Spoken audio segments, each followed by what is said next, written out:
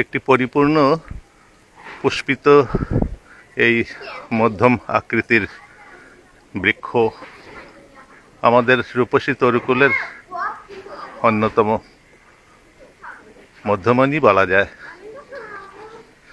অনেক নামে একে ডাকা হয়। গুলাচি, কাঠগোলাপ, কাঠচাপা, গৌড় চাপা, গোলক চাপা, এর অনেকগুলি প্রজাতি রয়েছে। হলুদ, সাদা, ছোট বড় ফুলের আদি আবাস সুদূর গুয়াতেমালা ও মেক্সিকো। তবে আজ সে আমাদের দেশের আপন তরুকুলের অন্তর্গত। এই গাছ হিন্দুদের কাছে পবিত্র, ফুল পূজার উপকরণ। বৌদ্ধরা একে মৃত্যুহীন প্রাণের প্রতীক বলে মনে করেন।